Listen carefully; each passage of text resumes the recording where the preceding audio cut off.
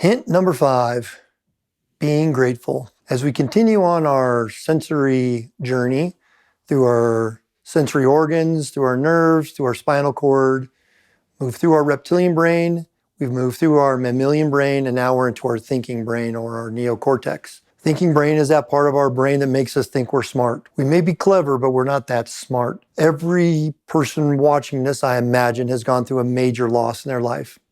And as they try to process this major loss in their life, they've tried to think their way through it.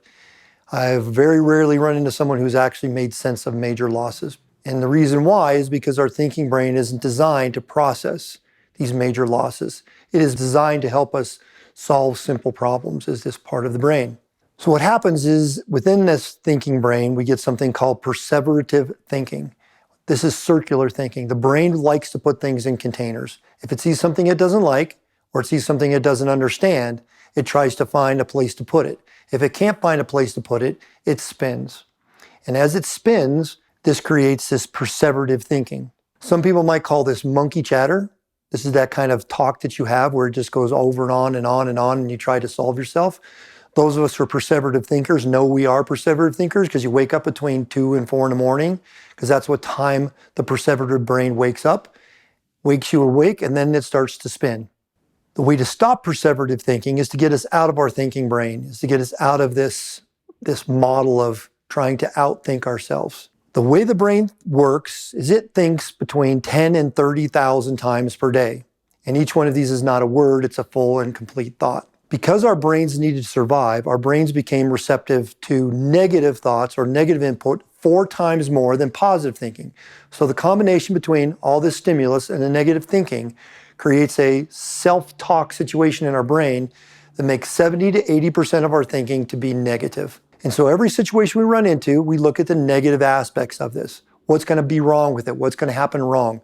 And as we think is who we become. This is called the cognitive behavior theory.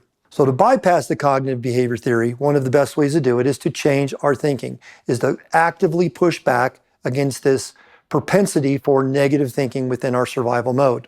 Think, say, do is part of the cognitive behavior theory. The simple answer to this is to be grateful. There are 2 times during our day where our brain is most receptive to influence. This is right after we wake up and right before we go to bed. These are the time when we can actually put things into our brain that are going to have a better outcome. I choose to do it right before I go to bed.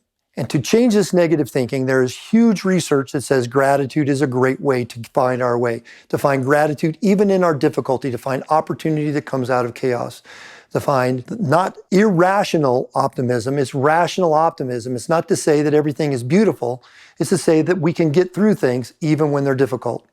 This is called rational optimism. This is the concept of gratitude. The hour before we go to sleep is very important to how our mindset and how our brain's set. What we watch and what we do. Blue screens is terrible the hour before we go to bed. Conflict is terrible before we go to bed.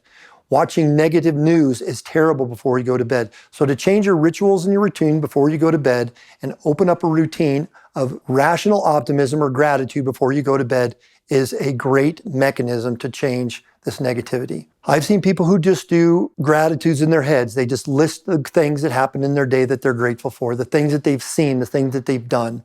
That's one mechanism to find gratitude. A second way to find gratitude is to find a partner and share that, to make it a routine or a ritual, and share your gratitudes right before you go to bed. Talk about the things that you're grateful for, even when days have been difficult. The third way I've seen that's been very successful is to create a journal and write down those things that you've been grateful for and that have been positive in your life. What this does is this then creates what's called a confirmational bias. It's also called the blue car syndrome or frequency focus. If you've never had a blue car and you buy a blue car, all of a sudden all these blue cars come into focus in your life. If you start to do gratitudes at the end of the day, and this becomes a ritual, as you move through your life, you're going to start to look for things to put on your gratitude list. As you start to see things, you're going to go, oh, that's going to fit in my gratitude list. Oh my gosh, seeing that person makes me grateful. Oh, doing this. And all of a sudden your confirmational bias will move away from the negative, move into the gratitude, and change your mindset and move you out of your perseverative thinking and away from your negativity. Thank you.